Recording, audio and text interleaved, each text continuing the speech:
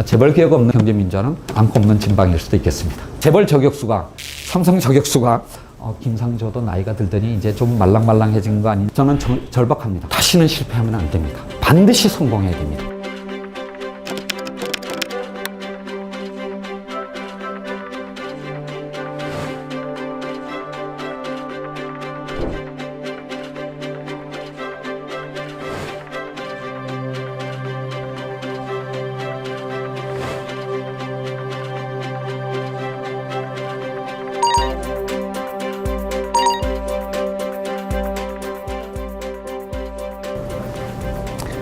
네, 공정거래위원회 김상조입니다. 경제민주화에 대한 국민청원에 대해서 답변을 드리기 위해서 이렇게 이 자리에 섰습니다. 본격적인 말씀을 드리기 전에 두 가지 양해를 구하겠습니다. 첫 번째는 오늘 이 자리 매우 당혹스러운 자리입니다. 제가 어느 강연 자리에서 이렇게 말씀을 드렸습니다. 국민의힘으로 정치민주화를 다시 살렸습니다. 왜 정치민주화뿐이겠습니까? 경제민주화도 국민의 힘으로 이루어야 한다고 생각을 합니다. 이제 그런 차원에서 어떤 특정한 이슈가 있다면 청와대에 국민청원을 올려주십시오 라고 제가 부탁 말씀을 드렸던 겁니다. 그런데 그것이 어떻게 전달되었는지는 모르겠는데 공정거래위원장의 경제민주화 지지청원으로 이렇게 갑자기 바뀌면서 이제 제가 이거에 대한 답변을 해야 되는 이제 이런 자리로 만들어지게 된 것입니다. 이거에 대한 오해를 좀 풀어주셨으면 하는 게 첫 번째 말씀입니다. 다시 한번 말씀드리지만 정치민주화뿐만 아니라 경제민주화도 국민의 힘으로 이루는 것입니다. 국민들께서 자신의 경제적 권리를 실현하고 의무를 이행하는 과정에서 경제민주화가 이루어진다라고 하는 것을 다시 한번 말씀드리겠습니다. 두 번째, 전화 또는 공정위가 현재 이 경제민주화라는 중요한 정책적 과제를 어떤 방향으로 준비하고 실행하고 있는가라고 하는 것에 대한 공식적인 말씀이 되겠습니다마는 경제민주화가 이러해야 되고 저렇게 집행되어야 한다는 것에 대해서는 우리 국민 모두가 각자 다양하게 생각할 수 있다. 즉 오늘 제가 드리는 말씀이 유일한 정답은 아니라는 점을 말씀드리고자 합니다. 제일 어려운 질문이 되겠습니다. 웰컴 투 동막골이라고는 영화 얘기부터 좀 하나 시작을 하려고 합니다. 밖에서는 남과 북이 전쟁을 치르는 지옥이었습니다. 그 과정에서 남과 북의 군인들이 정말 외딴 어떤 산골에 이렇게 들어오게 됐는데 저 지옥과 같은 세상과는 너무나 다른 어떤 세상이 거기에 펼쳐져 있었습니다. 그때 이제 군인이 마을 어르신 촌장한테 질문을 합니다. 어떻게 해서 이렇게 이 마을 사람들이 이렇게 행복하고 평화롭게 살 수 있으며 정확한 어르신의 답변 내용을 기억을 못합니다만 제 기억에는 이렇게 되어 있습니다. 배불리 먹여야 돼. 이게 그 촌장 어르신의 답변이었습니다. 즉 먹고 사는 문제를 해결하고 있다라고 서로 믿고 신뢰하기 때문이고 그런 것을 허락해준 마을 어르신에 대한 존경을 갖고 있었다. 이게 아마 그 대목의 어떤 핵심이 아니었을까라는 생각이 듭니다. 물론 21세기 현대 자본주의의 경제 문제를 이렇게 단순화시킬 수는 없겠습니다만은 우리 사회의 구성원 모두가 인간으로서 살아가는 데 필요한 최소한의 어떤 요구 조건들을 충족시킬 수 있는 그런 어떤 경제적 토대를 마련하는 것을 경제민주화라고 부를 수 있지 않겠느냐. 이것을 우리의 현행헌법에서는 이렇게 표현을 하고 있습니다. 현행헌법 119조 1항이 바로 개인과 기업은 자유와 창의의 기초에서 경제활동을 할 수 있다라는 내용을 규정하고 있고 2항이 이른바 경제민주화 규정입니다. 이번에 개정안에는 여기에 이제 상생이라는 단어가 하나 더 들어갔습니다.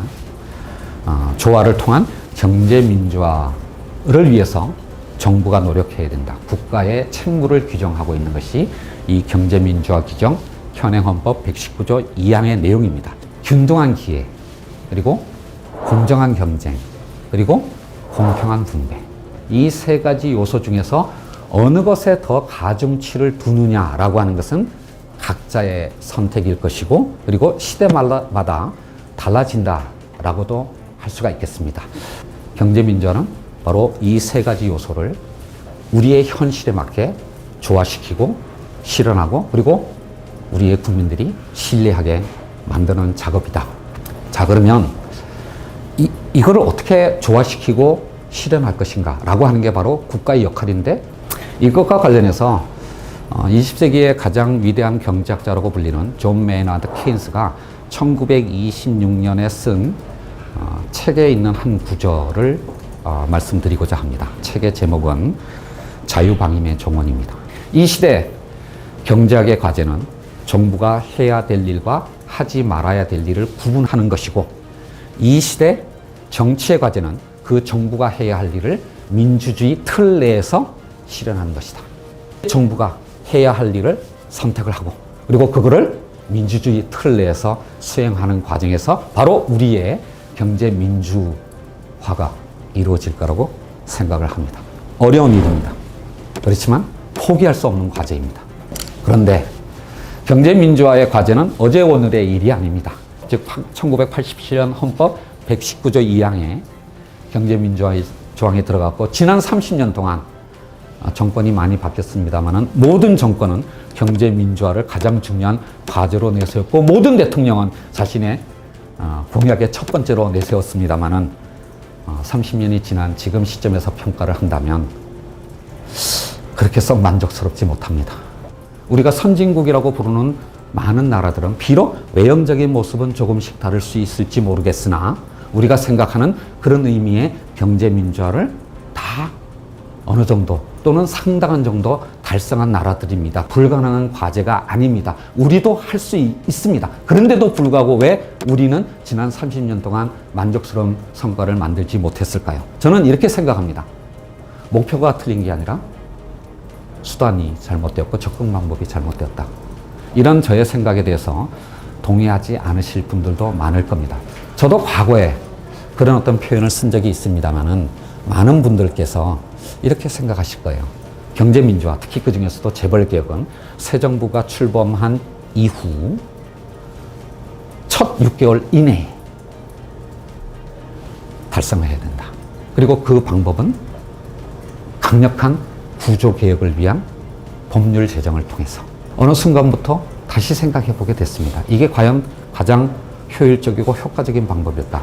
2012년 우리 사회에서 경제민주화 열풍이 정점으로 올라왔을 때, 경제민주화에 대한 국민들의 요구가 가장 최고점에 올라갔을 때 그거를 내세우던 정당이 왜 선거에서 패배했을까?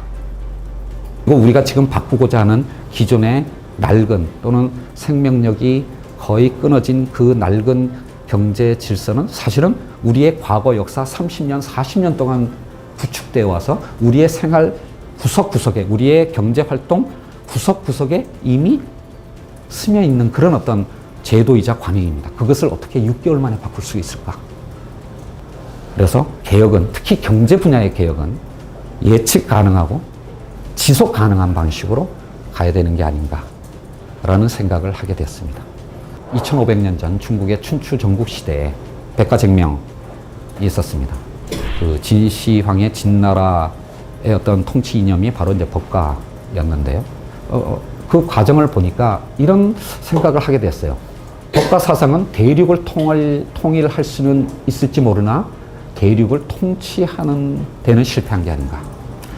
법이라는 어떤 개혁 수단이 가장 효과적인 거는 이기는 하지만 그걸로 모든 문제, 특히 경제활동, 개개인의 경제활동의 모든 부분을 다 법으로 규율하고자 한다는 것은 애초에 무리가 굉장히 많을 수도 있겠다라는, 우리가 이루고자 하는 그 이상향의 세계가 있다면 그거보다도 좀 못 미치는 어떤 상식 수준의 목표를 설정하고, 그리고 그것조차도 굉장히 낮은 수준의 미니멈, 최소한의 요건들을 법률로 규정하고, 그 법률 수준과 상식 수준의 갭은 현실 관행으로, 즉 베스트 프랙티스, 모범 규준 관행으로 만들어내고, 그리고 그 이상의 것들은 우리가 교육을 통해서 만들어 가야 되는 게 아닌가. 이제 이런 어떤 생각을 하게 됐던 겁니다. 과거에 30년 동안의 개혁 노력이 실패한 이유, 그리고 우리가 앞으로 개혁을 성공시키기 위해서는 지금 우리가 발을 딛고 있는 우리의 환경을 다시 한번 잘 살펴봐야 된다고 생각합니다. 환경에 부합하지 못하는 전략을 세우면 또다시 실패할 테니까요. 지금은 미국과 중국의 양극화된 G2의 시대로 왔습니다. 그런데 오늘 이 주어진 조건에서 내가 이게 최선이라고 생각해서 선택한 이 정책이 딱 G2의 어떤 포지션 변화에 따라서 내일 되면 최악이 될 수도 있는 그런 환경이라면 도대체 우리가 10년, 20년을 경과해야 되는 개혁 노력을 어떻게 할 수 있을까라고 하는 것입니다. 두 번째, 3, 40년 동안 고도 성장을 달성해 왔는데 최근의 상황을 보십시오. 더 이상 이런 어떤 경쟁력의 우위를 유지하기가 어렵게 됐습니다. 우리보다 약간 뒤떨어진 나라들이 우리를 무섭게 추격하고 있습니다. 새로운 성장 산업도 새로운 시장도 발견할 수 없는 상황에서 우리의 과거의 성장 모델이 더 이상 경쟁력을 갖기 어려운 그런 상황에 부딪히고 있다라는 것이죠. 세 번째, 국내 문제로 본다면 우리가 3, 40년 동안 발전해왔던 가장 중요한 이유 중에 하나는 이른바 트리클 다운 이펙트, 낙수 효과가 정말로 잘 작동했기 때문입니다. 한정된 어떤 생산 요소들을 그 일부 기업들한테 대기업에게 몰아주고 그 대기업들의 선도적 성장의 과실이 중소기업과 서민으로까지 빠르게 확산이 되었습니다. 지금은 바로 그 낙수 효과가 작동하지 않는 시대로 들어온 겁니다. 물론 우리의 기업 중에서는 정말로 자랑스러운 글로벌 기업으로 성장한 사례들이 굉장히 많습니다만 그 기업들이 이룬 놀라운 성과가 다른 부문으로 중소기업이나 서민들에게 확산되지 않는 고립된 섬처럼 된 경제 구조를 가지게 된 것입니다. 낙수 효과의 소멸. 그리고 새로운 위험 요소가 등장했습니다. 인구 절벽. 자, 이것이 바로 우리가 부딪히고 있는 우리의 경제 환경입니다. 한국 경제는 어떤 의미에서는 성장을 멈췄고 그 다음에 기업들이 돈을 벌기보다는 구조조정을 해야 될 기업들이 굉장히 많아졌습니다. 이렇게 너무나 달라진 환경 속에서 우리가 경제민주화의 목표 자체는 궁극적인 목표는 동일할지 모르지만 그것을 실현하기 위한 수단들, 접근 방법은 30년 전과는 분명히 달라져야 된다. 그러면 현 정부는 경제민주화를 어떻게 접근하려고 하느냐? 사람 중심의 경제입니다. 자, 이 말이 상투적인 정치 슬로건이라고 생각하지 않으셨으면 합니다. 자, 이제는 뭐냐면 우리가 경제개혁, 경제정책을 필 때 기본적으로 이것이 국민의 삶의 변화와 바로 연결이 되어야 된다고 생각합니다. 그거를 출발점으로 해서 이제 재벌개혁과 경제개혁과 경제민주화를 생각하는 방식으로 아예 접근 방식을 바꿔야 되는 것이 아닌가라고 생각을 합니다. 국민 한 사람 한 사람이 이거를 통해서 내 삶이 더 나아지고 있다라고 하는 것을 느끼실 수 있도록 그렇게 접근을 해야 된다고 생각합니다. 김상조도 나이가 들더니 이제 좀 말랑말랑해진 거 아니냐 이런 말씀들을 많이 하셨습니다. 제가 부인하지는 않겠습니다. 그렇지만 저는 연구실 안에서만 있었던 사람은 아닙니다. 오히려 현장에서 부딪히면서 정말 개혁의 실현을 위해서 어떻게 접근할 것인가라고 하는 목표보다는 수단, 방법에 더 강조점을 두면서 20년을 살아왔던 사람이고요. 우리의 어떤 현실에서 더구나 아까 설명드렸던 21세기의 그 경제 환경 속에서 우리가 개혁을 성공시키기 위해서는 어떤 방법으로 접근해야 될 것인가라고 하는 것에 대해서 사실은 누구보다도 많은 고민을 했다라고 생각하고 많은 국민들께서 경제민주화를 곧 재벌개혁으로 생각하실지 모르겠습니다. 재벌개혁 없는 경제민주화는 않고 없는 진방일 수도 있겠습니다. 분명히 경제민주화의 시작은 재벌개혁입니다만 재벌개혁이 아무리 중요한 과제라고 하더라도 국민 한 사람 한 사람 한 분 한 분이 이게 내 삶과 관련된 것이다 라고 하는 것을 느끼시게 해야지만 성공할 수 있습니다. 그 첫 번째 가장 중요한 과제는 뭐냐면 많은 서민들이 경제생활을 할 때 느끼는 그 불공정성, 즉 갑을관계의 어떤 문제를 개선하는 것 없이는 재벌개혁이든 경제민주화든 불가능하다고 생각합니다. 국민의 삶에 직접적인 어떤 변화를 가져오는 갑을관계, 하도급, 가맹, 유통, 대리. 작년부터 이 각 분야별로 종합 대책을 만들고 그리고 집행을 하고 있습니다. 특히 가맹 분야, 프랜차이즈 산업 쪽에서는 저희 공정위가 정책적으로도 많이 노력을 했을 뿐만 아니라 그 가맹본부와 가맹점주 간의 상생 노력들도 최근에 많이 확산이 되고 있습니다. 아마 곧 이어서 하도급 분야에서도 지금 저희들이 비슷한 어떤 발표를 할 건데, 공정위 어떤 정책뿐만이 아니라 대기업과 중소기업 사이에 특히 지금까지는 주로 원사업자와 1차 협력업체의 상생 협력에만 주로 초점을 맞췄다면, 지금부터는 그 밑에 있는 보다 열악한 어떤 상황에 있는 2차, 3차 협력업체의 어떤 조건들을 개선시키는 그런 방향으로 이 하도급 어떤 거래 구조를 개선시키는 노력을 하고자 합니다. 유통도 그렇고요. 올해 상반기 중에는 대리점 분야에 대해서도 이런 어떤 종합 대책을 마련하고자 합니다. 대기업과 중소기업 간의 상생 협력이 현실 관행으로 베스트 프랙티스로 만들 수 있도록 그걸 또 진작하는 노력들을 할 것이며, 그럼에도 불구하고 완전히 없어지지는 않는 불법 행위에 대해서는 공정위가 엄정하게 법을 집행하는 방식으로 나아가고자 합니다. 이른바 재벌 개혁의 대상입니다. 하지만 동시에 한국 경제의 소중한 자산입니다. 과거에도 그랬고 앞으로도 그럴 겁니다. 따라서 재벌 개혁, 우리 대기업들이 갖고 있는 생산력을 무너뜨리는 방식으로 진행되어서는 안 될 거라고 생각합니다. 그 대기업들이 국민 모두의 소중한 자산으로, 국민 경제의 소중한 자산으로 거듭나게 만드는 것이 바로 재벌 개혁의 목표입니다. 대주주와 CEO가 늦지 않게 적절한 타이밍에 결정을 내리고 그 결정에 대해서 책임을 지는 그런 구조를 만들어가는 것이 재벌 개혁의 목표입니다. 올해 하반기부터는 국민의 공감대는 상당 정도 확보되어 있지만 법률적이고 예산적인 뒷받침이 필요한 어떤 과제들을 중기과제로 설정을 했습니다. 그걸 위해서 하반기에 공정거래법 전면 개정안을 제출할 계획을 갖고 있는 것입니다. 공정위가 공정거래법만으로는 경제민주화 재벌개혁을 달성할 수가 없습니다. 일반 경제법으로서의 법무부가 관장하는 상법 개정도 필요하고요. 이런 다양한 수단들을 합리적으로 배치하고 조화시킴으로써 그 전체의 정부 정책의 패키지로서의 효과성을 높이는 방식으로 접근해야지 우리가 실패하지 않을 거라고 생각합니다.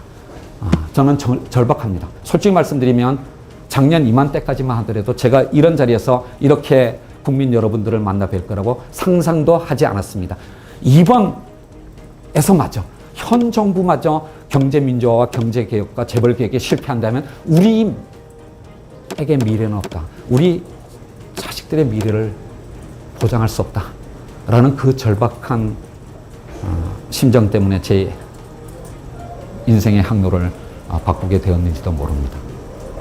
실패해서 안 됩니다. 저희 정부에 참여하고 있는 모든 사람들은 절박한 역사적 소명의식을 가지고 지금 일하고 있습니다.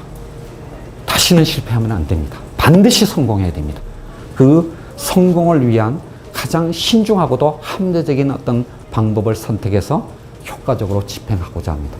장하 홍련전 다 아실 건데요. 장하와 홍련이 핍박을 받아서 원기가 됐습니다. 이 서양의 귀신이라면 초자연력을 갖는 어떤 귀신이 직접 자기의 원수한테 가서 이제 해코지를 하는 방식으로 이 문제를 해결할 텐데, 우리의 귀신들은 참 소박합니다. 자기의 원수한테 직접 나타나는 게 아니라 애먹은 마을 원님 앞에 나타나요. 우리나라를 비롯한 이 동아시아에서는 오랜 역사 동안 중앙 집권적인 국가 권력을 통해서 문제를 해결하는 이런 어떤 문화가 굉장히 강합니다. 근데 우리의 일상생활의 어떤 인식 속에는 나의 억울함을 국가가 해결해 줘야 된다라고 생각하는 것이 굉장히 강합니다. 저희 공정이 특히 제가 취임한 이후로 민원 신고 사건이 폭주하고 있습니다. 정말로 힘듭니다. 공정위가 앞으로도 더 열심히 더 잘 하겠습니다만은 경제에서 발생하는 모든 불공정의 문제를 공정위의 힘만으로는 해결하기 어렵습니다. 국민의 참여 없이는, 자기의 권리의 실현과 의무의 이행 없이는 우리의 경제민주화는 달성하기 어렵습니다. 물론 그 전제 조건은 이런 국민들이 경제활동을 할 때 이 운동장이 평평해지도록 그렇게 하는 경제 질서의 기본을 공평하게 만드는 것은 그거는 바로 정부의 역할이고 공정의 역할입니다. 이렇게 정부가 공정위가 노력할 때니 바로 그 경제 활동의 장에서, 생태계에서, 운동장에서 국민들께서 자유와 창의를 가지시고 더욱더 역동적으로 경제 활동을 함으로써 다시 한번 한국이 나리네미 코리아라고 하는 그 별명을 되찾을 수 있기를 기대합니다. 그렇게 되도록 하기 위해서 저와 저희 공정위 그리고 현 정부의 모든 사람들이 더욱더 열심히 일하겠습니다. 지켜봐 주시고요. 더욱더 참여하고 그리고 성원해 주시기를 부탁을 드리겠습니다. 이상 마치겠습니다.